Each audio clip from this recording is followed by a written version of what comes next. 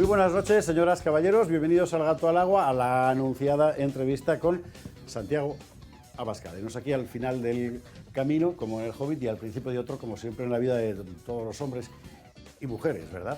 El final de un camino que ha sido el de la convocatoria de elecciones municipales y autonómicas, que ha supuesto un evidente cambio de mapa de poder en España, o eso pensábamos, y la inmediata convocatoria de elecciones generales que evidentemente han condicionado toda la mecánica posterior del poder local. ¿Dónde estamos ahora? Pues es francamente difícil saberlo, porque cada uno de los protagonistas de esta historia ya lógicamente habrán pensando en las siguientes elecciones.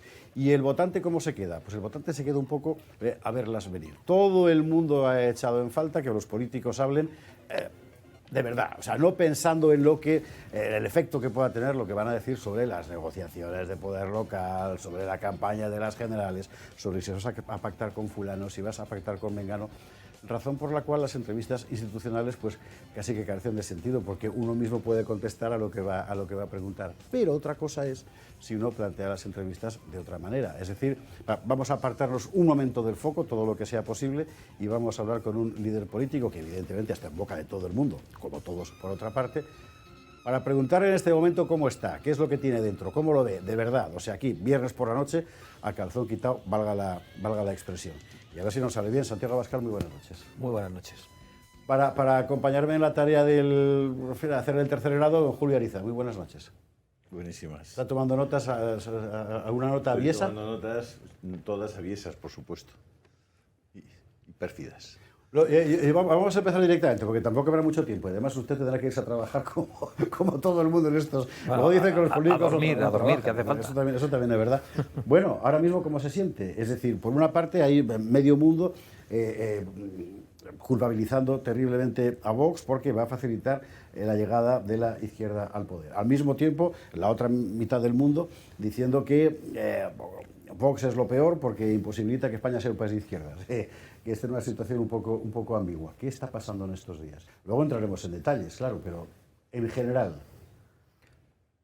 Yo creo que no está pasando nada nuevo.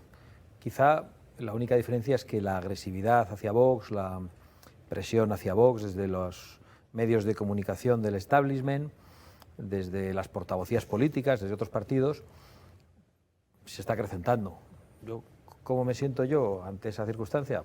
Con tranquilidad, con mucha tranquilidad, pero con mucho peso encima, con una gran sensación de responsabilidad. Somos muy conscientes de que las decisiones que tomemos ahora afectan a muchas personas, afectan a muchos españoles en su día a día por las políticas que pueden ponerse en marcha en distintas autonomías y sobre todo afectan a quienes han confiado en nosotros, que nos están mirando con mucha atención para ver si nosotros somos leales a nuestra palabra. Y en eso estamos, soportando la presión del poder y de las oligarquías mediáticas para que Vox traicione sus convicciones y traicione el compromiso con los electores, y eso no va a pasar. Esta segunda parte es más fácil de combatir, pero la primera quizá no tanto, ¿no? Es decir, cuando uno piensa en la gente que le ha votado, enseguida dejo la palabra a Julio, cuando uno piensa en la gente que le ha votado, es decir, a la gente que ha votado a Vox, por una parte la gente que ha votado a Vox, además Vox lo dejó claro en la campaña, es gente que quería votar a Vox, no al PP ni a una muleta del PP, sino a Vox. Bien, al mismo tiempo, sin embargo, esa gente que ha votado a Vox, muy mayoritariamente, forma parte de una derecha social que, ante todo, como prioridad, se ha fijado el que la izquierda no gobierne, sea como sea.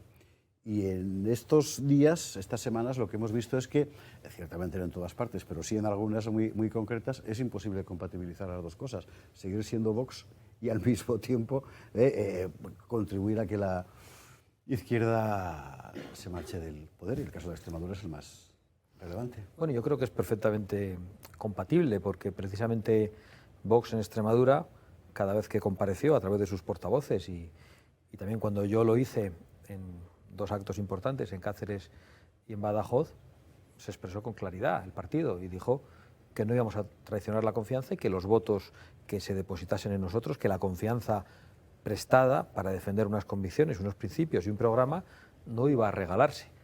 Otros, mientras tanto, estaban diciendo aquello de que gobierne la lista más votada, que gobierne la lista más votada. Bueno, la lista más votada en Extremadura, por desgracia, fue la lista socialista, pero por fortuna hay una mayoría alternativa entre Vox y el Partido Popular, en la que el Partido Popular tiene mucha más fuerza, Pero claro, el Partido Popular en Extremadura parece que no se parece al Partido Popular de Castilla y León ni al Partido Popular de Valencia, y ha puesto a Vox una serie de líneas rojas que prácticamente convierten el posible pacto entre Vox y PP en Extremadura pues en un pacto entre Vox y el Partido Socialista Azul.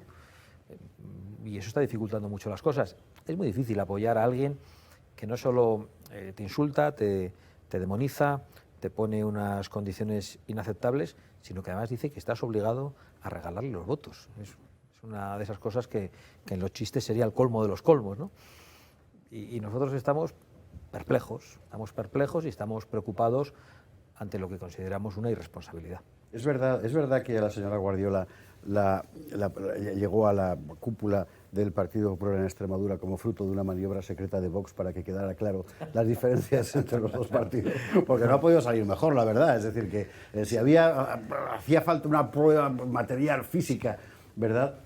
No, semoviente, de que son dos partidos distintos, el aquí. No, me temo que no. Lo que pasa es que durante muchos años el Partido Popular ha optado por lanzar un discurso, vamos a llamarlo, sin ánimo caricaturesco, puramente pragmático. Creen que la política es una cosa de oficinistas, de mirar los balances, de que cuadren las cuentas, y bueno, la política también va de eso, pero la política es mucho más importante. La política tiene que responder a convicciones profundas sobre cómo tiene que organizarse la sociedad, a valores que tienen que ver con el respeto a la vida, con el respeto a la libertad, con el orden, con el respeto a la propiedad privada y también con las emociones de las personas. Y las emociones tienen mucho que ver con los valores que nos han enseñado nuestros padres, porque aunque pueden ser cosas asentadas en el sentido común o en la razón, también las vemos con emoción, como vemos con emoción lo que significa nuestra patria. Entonces, todos esos que han convertido la política en algo tan frío, tan, no sé cómo llamarlo, tan tecnocrático, pues claro, tienen una alternativa política en la que cabe mucha gente probablemente muy distinta y contradictorios entre ellos. En Vox no, el que entra a Vox pues ya sabe lo que hay, decimos cosas pues a veces dichas muy alto, muy contundentes, pero que a nadie engañan. Julio. Nosotros salíamos el otro día, Santiago, a la calle y le preguntábamos a la gente, les decíamos una serie de medidas, ciudadanos de la calle, normales y corrientes, como cualquiera de nosotros. Decíamos, ¿usted qué opina de esto, de que la inmigración tenga que ser regulada, tenga que ser legal, tenga que ser ordenada? ¿Usted qué opina de que las 5 o 6 medidas de las que ustedes proponen en su programa electoral? Y era unánime la respuesta de la gente en el sentido de decir, no, vamos, perfecto, me encanta esa medida y tal. Al final de las preguntas, nuestra reportera le decía, bueno, estas son las medidas de Vox. Entonces usted votará a Vox. Y algunos de ellos decían, no, me caen fatal, no, son muy radicales, no tal. Es decir, hay una ruptura entre el pensamiento racional, entre la reflexión, entre lo que sería un razonamiento sensato, prudente, y la realidad de lo que al final la gente vota y también de lo que la gente piensa respecto a Vox, ¿no? Es verdad que la evolución de Vox ha sido que cada vez más gente está entendiendo las posiciones de Vox, pero la dificultad de que el mensaje de Vox y la realidad de Vox llegue a la gente cada vez es mayor también porque ustedes se han empeñado en que los medios de comunicación, los grandes poderes económicos, les tengan a ustedes muchísimo miedo. Esta mañana yo hablaba con el presidente de una gran compañía y me decía, no, estuve hace muy poco con Abascal y estuvimos viéndoles y, oye, son muy buenas, son muy majos, son muy distintos de cómo la gente piensa y cómo creemos muchos que son, porque cuando les conoces. Y yo le decía, bueno, no sé, imagínate que tú eres el presidente de la Coca-Cola y tienes una rivalidad durísima con la Pepsi-Cola y la Pepsi-Cola domina todos los medios de comunicación del país. Y claro, imagínate cuál es la imagen que pueden tener en el país tuya de la Coca-Cola si todos los medios de comunicación están en manos de la Pepsi-Cola. Dice, ya lo he entendido. Lo cierto es que la demonización funciona. La demonización masiva de los medios de comunicación, y yo creo que durante estos días Vox está recibiendo probablemente el ataque más duro desde su fundación. Nunca ha habido un consenso tan grande durante estos años contra Vox. estos días podíamos ver lo que decían en distintas tertulias, ya el nivel de la calumnia y de la difamación no tiene límites. He oído una sujeta decir que nosotros preferimos, antes que las niñas jueguen a mamás y a mamás, que los niños jueguen a ver cómo violan a sus novias. O sea, una cosa verdaderamente inaceptable. En televisiones que son concesiones públicas. Pero dicho eso, lo cierto es que es milagroso que Vox tenga un 15% del voto. ¿Cómo es posible que con ese consenso contra Vox, que es el más grande que ha habido durante toda la democracia española contra una fuerza política, un consenso en contra que no ha tenido ni siquiera Herri Batasuna, que era la marca política de una banda terrorista, un consenso del resto de los partidos, prácticamente unánime, del conjunto de los medios de comunicación, y sin embargo Vox está ahí con fuerza y existe, y además con perspectivas de crecimiento.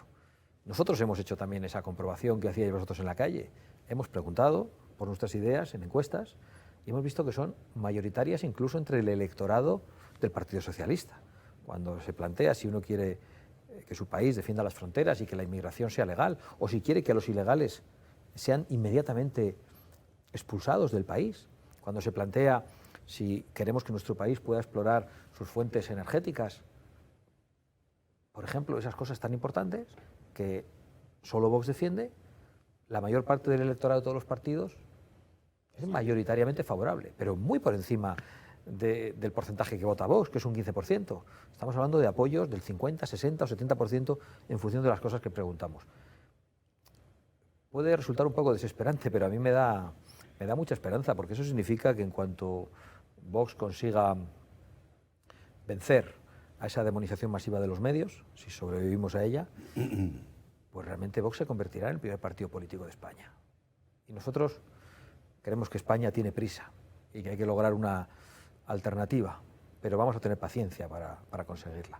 Estamos absolutamente persuadidos de que lo que nosotros decimos representa a la mayoría social de los españoles.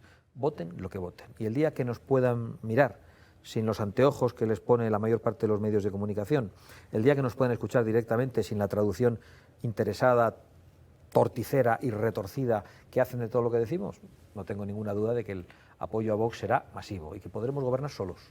¿Y a qué cree usted que responde el que la mayor parte de los medios de comunicación tengan... Pregúnteselo a Aznar y al señor Rajoy, pregúnteselo a ellos. Si le dan una entrevista, seguro que son capaces de explicarlo. No sé si estarán muy arrepentidos o no, pero creo que la derecha que ha gobernado en España es absolutamente responsable del dominio total que la izquierda tiene en el mundo de la prensa y en el mundo de la cultura. ¿Usted cree también que los grandes grupos económicos, que al final están detrás también de los medios de comunicación, les tienen miedo porque creen que ustedes van a acabar con algunos de sus privilegios? ¿Cuál es la razón por la que los grandes subgrupos económicos, esa Agenda 2030, es la que... Hombre, planteado así, los que tengan privilegios hacen muy bien en tenernos miedo, porque no queremos que existan privilegios. Nosotros creemos en la sociedad española, en sus trabajadores, en sus autónomos, en las familias que salen adelante, en las pymes, en las grandes empresas españolas, y queremos defenderles, por ejemplo, de las grandes tecnológicas también. Creemos que hay grandes empresas españolas multinacionales en el ámbito de la comunicación que deben ser defendidas, que son una parte esencial de nuestro país.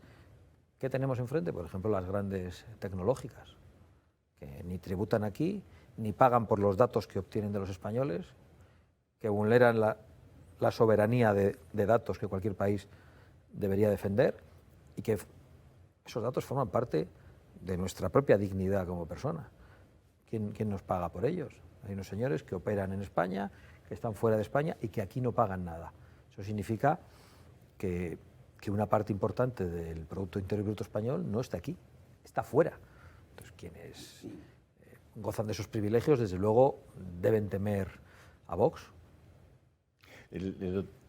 No, sigue.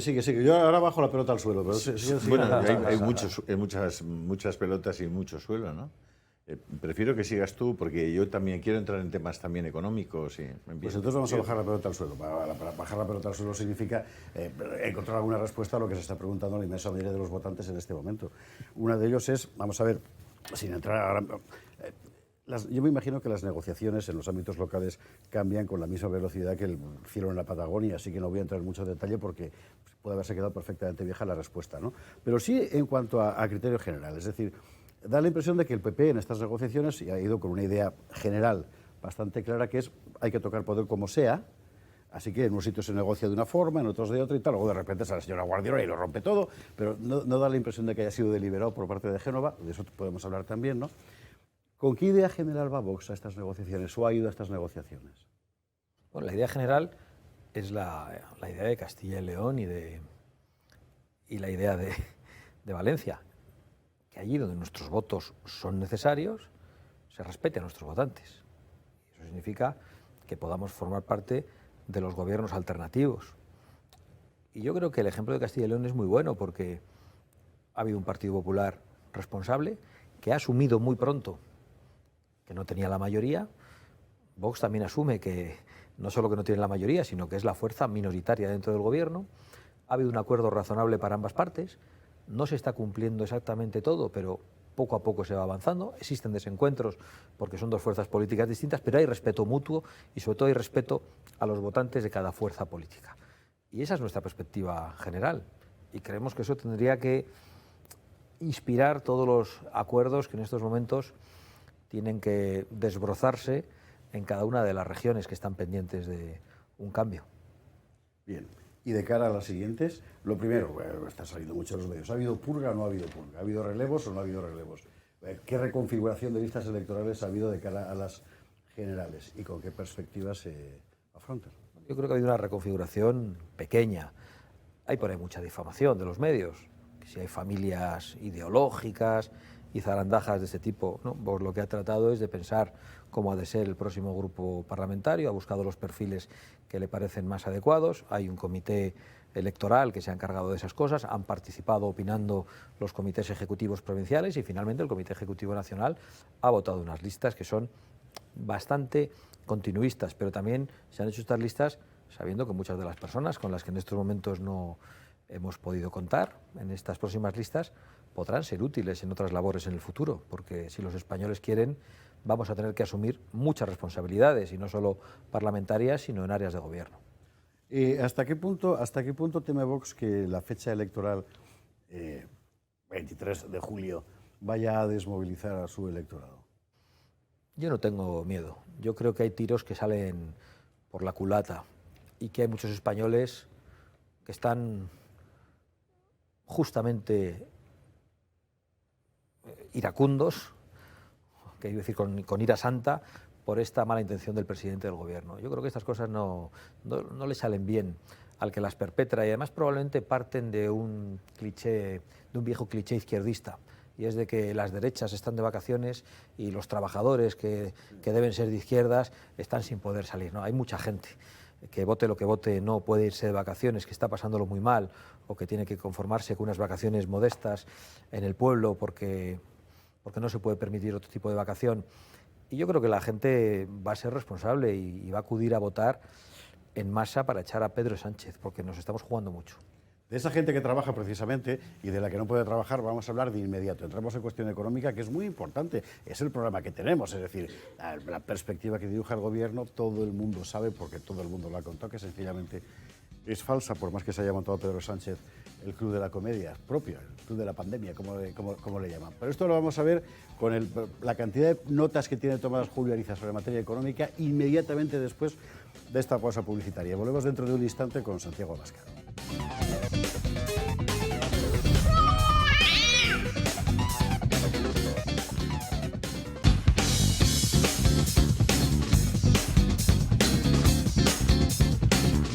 Buenas noches, estamos de vuelta desde la sede de Vox en esta entrevista con Santiago Abascal en el pleno fragor de negociaciones en ayuntamientos, en comunidades autónomas, con la vista puesta en las inmediatas elecciones generales y un ruido formidable tanto en los medios como en la calle. De los medios es identificable, el de la calle también, pero no es el que los medios dicen. Habíamos dejado la conversación precisamente hablando de todos nosotros de verdad, de la gente de a pie, de Juan Español y de sus problemas que son fundamentalmente económicos, de donde venimos en estos últimos años. Y aquí es donde Julio Ariza tiene preparado un pliego qué miedo me da verlo. No, es rapidísimo. Esta chica Guardiola, la extremeña, dice que tiene 4 líneas rojas, ¿no? Que son el aborto, LGTB, no sé a qué se refiere exactamente, La bandera. inmigración y violencia machista. ¿Ustedes tienen líneas rojas? La verdad, y esas 4 líneas rojas están basadas en la mentira, porque contribuyen a la demonización de Vox.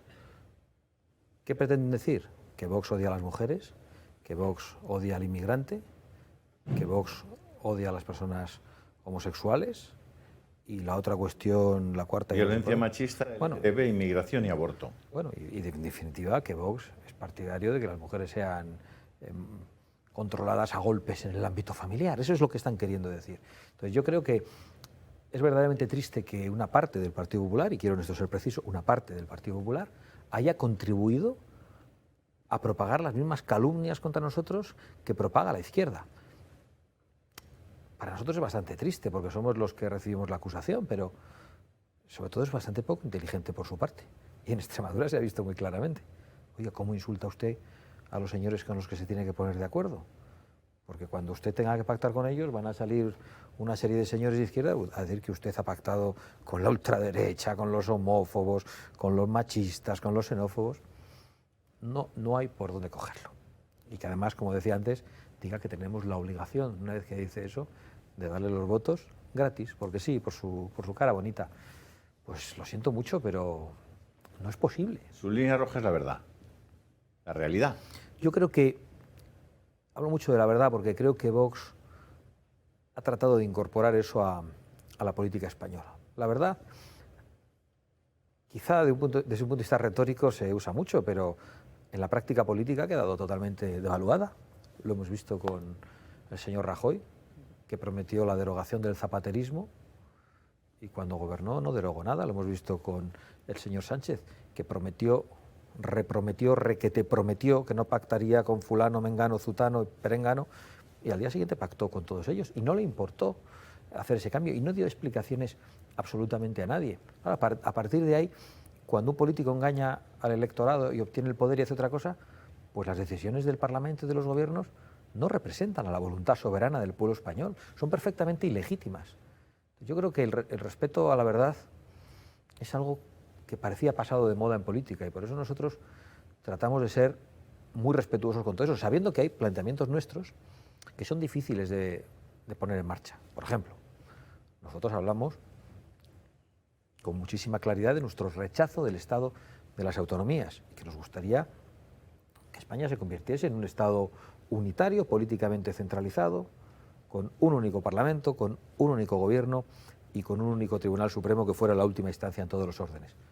Bien, ese es nuestro planteamiento. Sabemos que eso necesita una reforma constitucional muy complicada y por lo tanto explicamos a los españoles esa dificultad, pero cuando llegamos a gobernar, los españoles no piensan que les hemos engañado, al contrario, les hemos dicho qué es lo que nos gustaría hacer, pero hasta dónde podemos llegar en una coalición de gobierno o incluso con una mayoría absoluta. Yo creo que es muy importante ser preciso con los ciudadanos. A los ciudadanos hay que tratarles como lo que son, mayores de 18 años, adultos, gente que tiene raciocinio y que merece respeto. Y a mí me parece que eso se ha perdido en la política, porque además el partidismo, la partidocracia, durante estos 40 años ha creado una democracia oligárquica, una democracia aristocrática, en la cual los ciudadanos votan y una vez que votan, oiga, ya me encargo yo de todo esto, que usted no entiende, que todo esto es muy complicado, y voto en el Parlamento que los españoles no podemos extraer los recursos energéticos y naturales. Oiga, pregúnteselo a los españoles. Déjeles que voten en un referéndum conforme al artículo 93 de la Constitución. Diga a los españoles si pueden votar en un referéndum sobre la defensa de las fronteras o si no. Por el contrario, queremos que aquí entre todo el mundo, como dicen los que mienten, para pagarnos las pensiones, porque aquí no hay natalidad. Que los españoles voten sobre eso, que voten sobre si España tiene que enfrentarse al suicidio demográfico de nuestra sociedad, ayudando a la natalidad, ayudando a los jóvenes a tener unos salarios dignos, unos trabajos estables, a poder acceder a una vivienda y a poder formar una familia. Eso es lo que yo creo que está en juego y lo que los políticos han decidido de espaldas a la gente. Y por eso yo creo que eso forma también parte del respeto a los electores. A los electores no se les puede mentir y no se les puede decir usted vote cada 4 años, que yo soy el entendido y yo ya me encargo de hacer lo que tenga que hacer. Yo creo que eso no es respetable, que hay que preguntar a los españoles de vez en cuando sobre cosas importantes. Y aquí hemos votado muchas veces, pero solo se ha preguntado por la OTAN y por la Unión Europea. Pero ha habido decisiones de gigantesco calado sobre las que no se nos ha consultado. Es más, que se nos han hurtado. Y cada vez se nos consultará menos, me da la impresión, por lo que estamos viendo de la vida legislativa en toda Europa, por cierto, no solo en España, en este tiempo.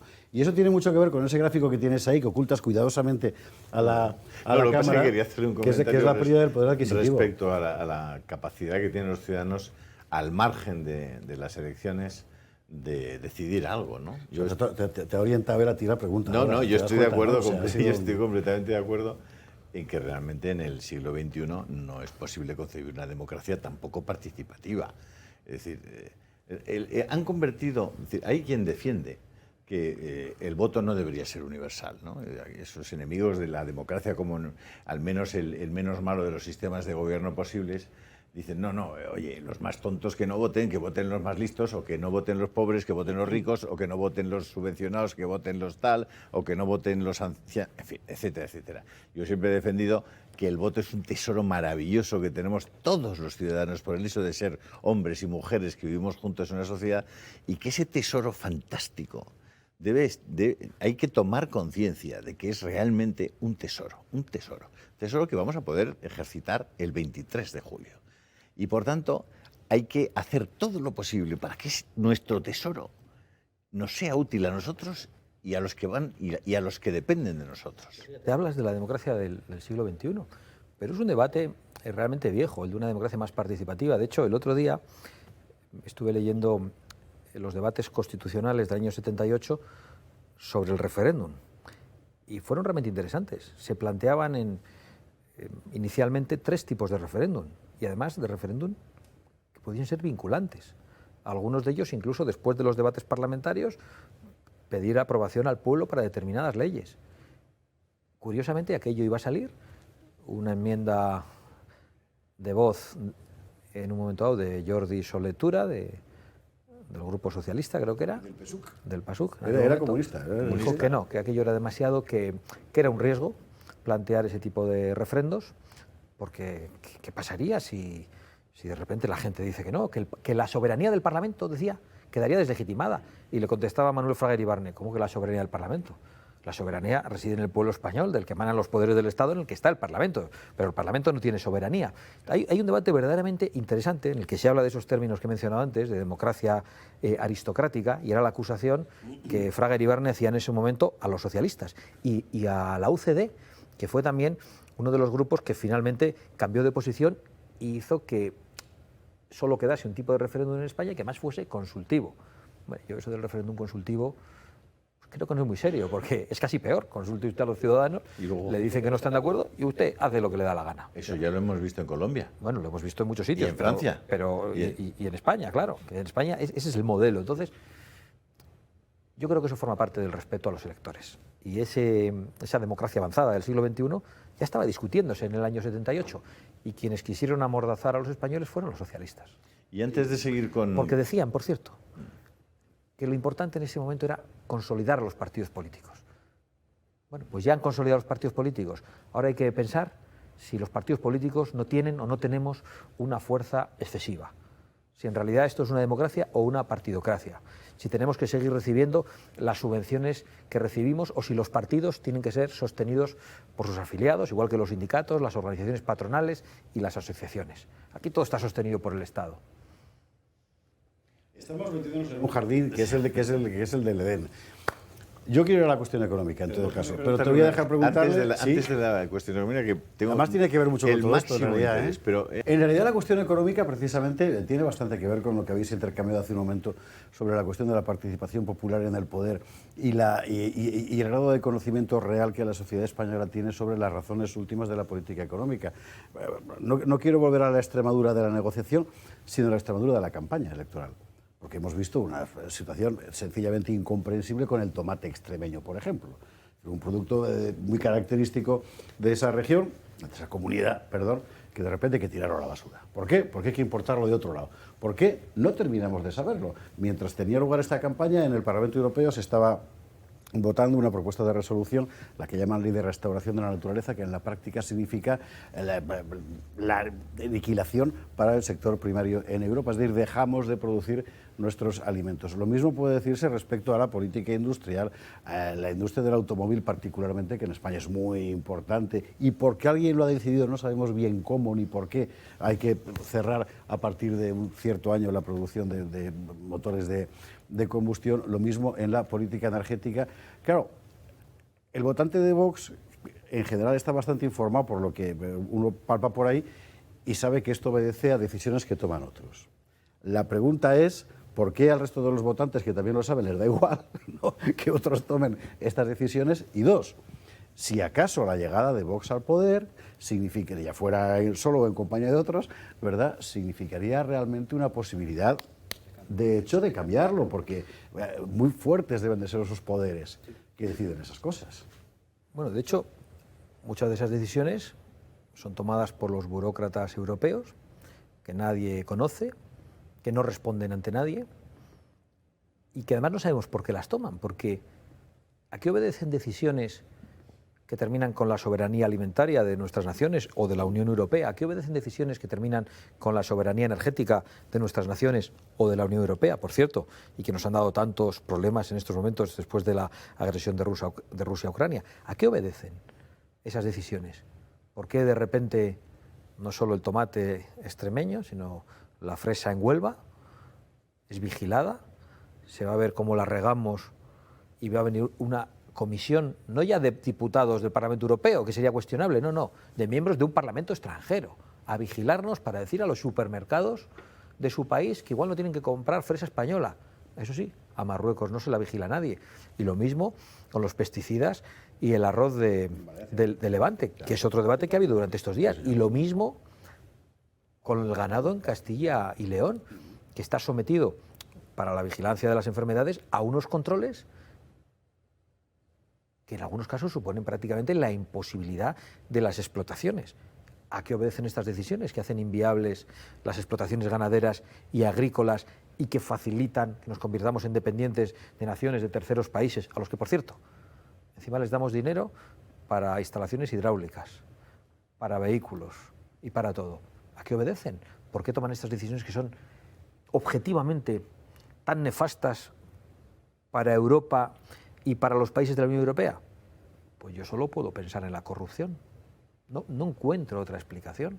Es verdad que detrás hay una ideología, que es el alarmismo climático, y a todos nos preocupa nuestro medio ambiente, a todos nos preocupa la tierra en la que vivimos y queremos dejar a nuestros hijos. Pero conforme a una preocupación medioambiental, vamos a acabar con toda nuestra industria, con toda nuestra agricultura, vamos a hacer que la vida para las personas más humildes sea absolutamente inviable. ¿Quién está detrás de esto? Claro, luego la gente cree en conspiraciones y les llaman locos, ¿no? Porque es que esto es absolutamente incomprensible. Claro. ¿Cómo se puede entender que ante una sequía haya en España noticias de que se vuelan presas? ¿Cómo se puede entender que ante una crisis energética, cuando la gente está pagando unas facturas horrorosas a final de mes y que a veces tiene que elegir qué es lo que deja de pagar, y adquiriendo deudas y tirando de tarjetas de crédito, cómo se puede entender que se vuelen centrales térmicas? Es decir, es que ni los villanos de películas hacen cosas así. Espera, que queda pendiente una cosa, que si es posible cambiarlo. Bueno, es que esta es la cuestión. Pues mira, claro, porque yo creo que es posible, pero desde luego no vamos a poder hacerlo solos. Es muy difícil que lo haga solo Vox en España. Lo hará Vox en España si encuentra aliados en Francia, en Italia, en Polonia, en Hungría o en otras naciones del norte de Europa que ya están reaccionando frente a todo esto, frente a las imposiciones de la Agenda 2030, frente a la dictadura globalista que quiere acabar con todo tipo de soberanía.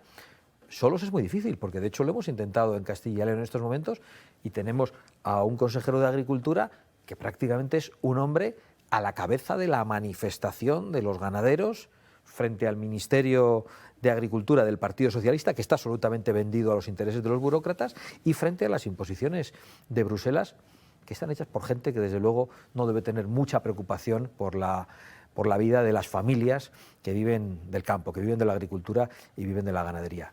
Es decir, estamos intentándolo con verdaderas dificultades, pero al menos los ganaderos y los agricultores saben que nosotros nos estamos peleando por ellos. En ese tema de las fuentes de energía me resulta muy chocante ver que algo como son las instalaciones de paneles solares, los paneles solares se están abaratando muchísimo en los últimos años, las inversiones son cada vez menores y lo que yo voy viendo el otro día en torno a una noticia que aparece en Andalucía que iban digamos, a expropiar una serie de terrenos para entregárselos a un concesionario de paneles, para una instalación de paneles solares, ¿no? Es decir, les expropian las fincas a los agricultores, a los propietarios de las fincas, y se las entregan, hay un justiprecio obviamente, pero se las entregan a unos señores que son fondos de inversión, que vienen a quedarse con el sol, que hasta donde yo sé, el sol de España debe ser de todos los españoles, el terreno que la propia administración le ayuda y le proporciona a ese inversor, que va a obtener rentabilidades de hasta el 40% en el futuro, por tener el sol, que es de todos los españoles, la tierra, que se la proporciona el gobierno, y la concesión, que se la da el gobierno. ¿A ustedes eso les parece razonable que entreguemos las horas de sol? No sé, deberíamos quizás tener un gobierno que pusieran ellos los paneles solares y tendríamos la energía eléctrica. Hombre, no sé si el gobierno, pero al menos podría serlo también empresas españolas. No sé si están en condiciones, teniendo en cuenta las dificultades que pone este gobierno y el expolio fiscal y la falta de seguridad jurídica, claro, que eso está detrás de muchos de los problemas que tenemos, pero yo creo que España, si nos tomásemos en serio las posibilidades que tenemos, sería un país que alcanzaría con relativa facilidad la soberanía energética. Es un país que tiene sol, es un país que tiene viento, es un país que tiene desniveles y por lo tanto con los saltos de agua puede producir energía. Por ejemplo, Alemania no puede, en el centro de Europa hay unas llanuras tremendas, no tienen sol, no hay saltos de agua. Es decir, estamos en una posición privilegiada respecto a otros países. Si eso se compatibiliza con la energía nuclear, que ahora de repente la Comisión Europea ha dicho que es energía verde, me alegro, son como si fueran Dios. Y ahora la declaran verde, ahora la declaran negra, ahora prohibida, ahora permitida. Bueno, pues ahora han dicho que es posible, el gobierno ha dicho que no, pero si en España se apostase seriamente, España sería un país que alcanzaría la soberanía energética. Eso no significaría una factura mucho más pequeñita para todos los españoles. Claro. Mucho más pequeña, significaría que no tenemos dependencia y afectaría a toda la economía, igual que la interconexión de las cuencas. ¿Cómo es posible que no haya un debate de fondo? Claro, no es posible porque se vota cada 4 años y los políticos tienen una visión cortoplacista y porque hay ideología detrás de todo. Pero lo que planteamos nosotros no la hay. ¿Cómo no es posible llevar agua de donde la hay y de donde sobra a donde falta? Y aquí estamos permanentemente en la guerra del agua.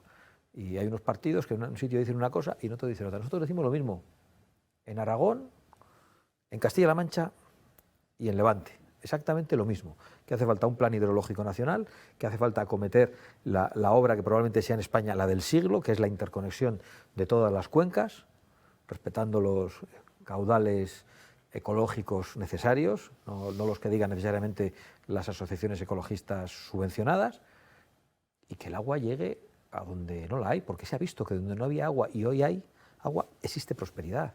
Ha ocurrido en Almería, ha ocurrido en Murcia, y eso es posible que llegue a toda España, y eso afectaría al Producto Interior Bruto, y no se hace por pura ideología.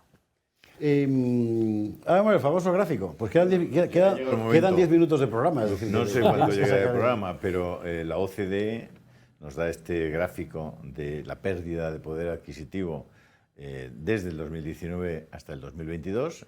Quiero recordar que, entre tanto, se producen 2 estados de alarma. Ustedes recurren a los estados de alarma. Esos estados de alarma paralizan en la práctica la actividad económica de este país y se produce un deterioro enorme de la realidad económica del país y del poder adquisitivo de sus gentes. La realidad hoy es que Hungría es el país que más ha crecido y España es el país que más ha perdido poder adquisitivo. Es decir, que cada uno de nosotros estamos aquí gracias al señor Sánchez, mientras que el señor Orbán ha hecho que sus ciudadanos estén aquí en estos últimos 2 años y medio, 3 años. Esto dicen que es la extrema derecha Orbán, ¿no? Además hay natalidad en Hungría. Y esta es la extrema izquierda. En Hungría hay medidas importantísimas. Por ejemplo, las familias que tienen 3 hijos no pagan IRPF, pero no hasta que los hijos cumplan 18 años. Se considera que es tan importante su contribución al país a través de la natalidad que no pagan el impuesto de la renta de por vida. Es una de las medidas que a mí me ha podido explicar el primer ministro Orbán, y eso tiene unas consecuencias claras sobre la economía, y hay pocos parados, y las prestaciones que se dan son a cambio de la prestación de un trabajo. Pero Santiago, este gráfico supone un verdadero, digamos, daño efectivo a la economía y a la realidad patrimonial de los españoles. Y aquí hay dos estados de alarma que son ilegales. Es decir, ¿por qué no ha tenido ninguna consecuencia? Un poquito más el gráfico para que nos ¿Por qué no ha tenido ninguna consecuencia? Así. Cuando las consecuencias económicas son evidentes, el que hayan declarado dos estados de alarma inconstitucionales que han acabado con los derechos y las libertades de los españoles. Pues si mentir a los españoles no tiene consecuencias, si algo tan grave como eso, que el Tribunal Constitucional diga que un gobierno ha pisado la Constitución hasta el punto de declarar un estado de alarma inconstitucional, que significa que la gente está encerrada en sus casas, que no puede abrir sus negocios y que eso se ha hecho ilegalmente, y eso no lleva al gobierno a la dimisión, cuando en otros países, que no digo que sean más serios que nosotros en todo, porque yo no me dejo llevar por el papanatismo europeísta de pensar que todo lo demás es mejor que aquí, pero lo cierto es que en otros lugares, cuando un político miente, no ya copiando una tesis doctoral entera, como aquí, sino que copia unos párrafos de la tesis doctoral, y lo hizo hace 20 años, llega de repente ese señor al ministerio y tiene que dejar el ministerio, tiene que dimitir. Igual es hasta un poco excesivo por un error cometido hace 20 años, pero aquí da igual, aquí puedes mentir a los electores durante la campaña, puedes tomar decisiones ilegales, puedes pactar con terroristas, puedes indultar a quienes han cometido los peores delitos políticos, que son los que han cometido los secesionistas, delitos que han tratado de alterar la paz social, de destruir la unidad nacional, de robar el patrimonio de los españoles, la malversación de caudales públicos, cuando tomas medidas que suponen la puesta en la calle de violadores y pederastas y, por lo tanto, poner en riesgo a la mujer y a los niños, y no pasa nada, cuando todos esos políticos que lo han permitido tendrían que estar señalados e inhabilitados para poder tener un cargo público. Claro, lo que está pasando en España con la impunidad política de los que han actuado de una manera criminal contra los intereses del propio pueblo español, pues yo creo que no tiene parangón. Sí, tiene parangón en países dictatoriales o en los que las democracias se están degradando. Quedan 2 minutos de entrevista, con lo cual la pregunta que yo tenía pensada sobre la cuestión del aborto, lo que ha ocurrido en Castilla y León, si esa política, al fin y al cabo, pacata y moderadita, de que por lo menos que se pueda escuchar el latido y tal, la ecografía, todo eso, se iba a aplicar a otras comunidades, o Vox lo iba a pedir, se nos queda ya un poco corta porque Alex Francher acaba rompiendo el... Pero si me permites, es muy importante. Era lo poco que se podía hacer en relación con el derecho a la vida en una comunidad autónoma. Y había un acuerdo entre el Partido Popular de Castilla y León y Vox para hacerlo, y consistía únicamente en dar información, asistencia y alternativas a las mujeres embarazadas en riesgo de aborto. Pero si eso supuso no solo una campaña mediática brutal desde la izquierda, sino desde el Partido Popular Nacional y sus propios satélites, e incluso recibimos el reproche velado del secretario general de la Conferencia Episcopal, que dijo que no había que politizar el derecho a la vida y que también la de los migrantes y las mujeres había que defenderla, como si nosotros fuéramos partidarios de que esa vida no fuese respetada. Pues la verdad es que uno se siente un poquito solo en la defensa de la vida, pero vamos a seguir haciéndolo. Nos han dado vidilla. Se nos han dicho que quedan 10 minutos más, nos han dado podemos vidilla. estirar por ahí. Ahora la cuestión es la siguiente. Es que nos quedan muchas preguntas, José Javier. O sea, que quieres hablar más. No quiero hablar más, quiero preguntar más. Venga, pero, vamos a ver, si tenemos el doble de paro que la media europea, tenemos una tasa de ahorro muy inferior a la media europea, tenemos una inflación superior a la media europea, tenemos una deuda del 120%. Es decir, ¿qué puede hacer Vox con todo eso? ¿De verdad Vox es un partido que, además de tener ideas, además de tener pasión por la libertad, por España, es decir, ¿de verdad Vox tiene un equipo, tiene la capacidad de asumir el gobierno y enfrentarse a los gravísimos problemas económicos que este país puede tener en esa segunda parte de este año? Esta es la típica pregunta recurrente que hacen muchos periodistas. Es el equipo. Quieren saber quiénes son las personas. Yo creo que son mucho más importantes las ideas Yo creo que una política económica no tenemos que encarnarla en una persona, en una figura, en una yo cara. No le he preguntado por personas, o en una Santiago, serie de caras. Le digo si tienen el equipo y tienen los proyectos y los programas para encarar eso. Los hemos desarrollado con bastante precisión durante otras campañas en cuanto a la rebaja fiscal, pero lo importante es tener claro cuál es el rumbo. Y el rumbo tiene que ser la rebaja fiscal para que la sociedad española pueda sobrevivir, para que no sea ahogada con unos impuestos asfixiantes. A la vez hay que pagar la deuda pública, a la vez hay que acabar con todo el gasto político improductivo. Las autonomías se han convertido en una industria de la política y hay que hacer una gran reestructuración de todo el sector público español. A la vez hay que plantearse hasta qué punto en España hay determinadas cosas que no deben estar subvencionadas. Me refiero a lo que planteaba antes, partidos políticos, sindicatos, organizaciones patronales, asociaciones que en algunos casos se dedican a la corrupción de menores en los colegios, que en otros casos colaboran con las mafias del tráfico de personas, que en muchos casos son ideológicas. Todo eso hay que afrontarlo con mucha claridad y con mucha contundencia. Son muchas las cosas en las que se puede recortar, en las que se puede ahorrar, en las que se puede mostrar respeto a los españoles y se les puede decir, oiga, el esfuerzo que hace usted para pagar los impuestos va a utilizarse de verdad para lo importante, para que haya una sanidad centralizada, para que no haya listas de espera, para que la educación sea de calidad y sea gratuita, para que las familias puedan trabajar y dejar a los niños en una guardería, es decir, para las cosas esenciales, para que la policía esté bien dotada y bien pagada y haya seguridad en nuestras calles, para que se defiendan las fronteras. Ahora bien, si tenemos ministerios que sirven para pintar los bancos de colorines y para mierdas de esas que hace la izquierda, pues apaga y vámonos, nunca saldremos adelante. Hay que acabar con todo el gasto ideológico. Hay que dejar de emplear un solo euro público, un solo euro que nace del fruto del esfuerzo de los españoles en cuestiones ideológicas y partidistas. Y hay que ir a lo esencial. Y o hacemos eso o dejamos un patín monumental a las generaciones que vienen, porque cada niño que nazca nace con una deuda debajo del brazo. Y eso es lo que no puede ser, porque nadie le quiere poner el cascabel al gato, con perdón. Nadie le quiere poner el cascabel al gato, nadie se atreve, y porque al final cada 4 años se vota, y aquí muchos están pensando en esas próximas elecciones y no en las próximas generaciones. Y ya sé que es una frase muy manida y recurrente, pero creo que está perfectamente traída. Usted recordaba al principio que Rajoy propuso un cambio a los españoles en aquellas elecciones del 2011, si mal no recuerdo, y luego Rajoy no derogó ninguna de las leyes que había puesto en marcha Zapatero. ¿Usted cree que el PP va a estar en disposición de derogar la cantidad, la multitud de leyes y decretos leyes que ha puesto en marcha Sánchez y que van contra la realidad y contra la naturaleza de las cosas? Yo espero que el Partido Popular nos apoye para derogar todas esas leyes a nosotros. Además estoy convencido de que sus electores se lo exigirían.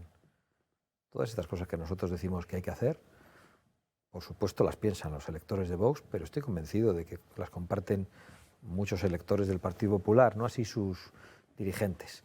En cualquier caso, por no eludir la pregunta, que he dicho mejor que nos apoyen ellos para que lo hagamos nosotros. Si los españoles deciden otra cosa y nos ponen a nosotros en una posición secundaria, pues lo importante es que nos pongan en una posición secundaria de mucha fortaleza. ¿Puede tener el PP la tentación de...? Va a acabar fundiéndose la pantalla en negro y tú hablando igual. No pasa nada porque con el negro yo me entiendo muy bien. Ya. ¿Puede tener la tentación el PP de pactar con el PSOE? Bueno, yo creo que es muy bien intencionada tu pregunta. Esa tentación ha sido públicamente reconocida. Han ofrecido un pacto al Partido Socialista, le han dicho, acuerden con nosotros que gobernamos en solitario, absténganse para que no tengamos que pactar con estos señores tan brutos que quieren ponerlo todo patas arriba, que somos nosotros. Eso es lo que el Partido Popular ha dicho al Partido Socialista. Por supuesto que esa tentación existe y ya ha sido reconocida. Así que habrá que decidir entonces con quién se pacta, ¿no? Es donde estamos. Santiago Abascal, muchísimas gracias. Yo me quedo con un montón de preguntas, pero como nos va a dar otra entrevista antes de las elecciones... Pero ya tengo espacio, ¿sí? Está comprometida, sí, ante esa semana última. Claro, así que ahí la hacemos. Muchísimas gracias. Placer. Y bueno, Gracias a vosotros. y que estos días próximos sean un poco más tranquilos que los anteriores. Me temo que no lo serán, Ya, pero eso hay que asumirlo. Yo, la verdad es que vivo pensando, bueno, ahora descansaremos unos días, este día será más tranquilo, y yo creo que ese día nunca llega. Tengo la sensación de cuando llegas al final de una montaña un poco redondeada que no ves la cima. Exactamente. Sí, esa es una sensación. Santiago Abascal, muchísimas gracias. Julio Ariza, buenas noches. Que nos vamos a dormir ya y ustedes se querrán ir a dormir también porque ya va siendo hora. Buen fin de semana. Lo que tenemos por delante es tela marinera, pero creo que al menos aquí han salido en la conversación algunas cosas que pueden ayudar a entender todo lo que ha pasado estos días y lo que aún ha de pasar. Que descansen.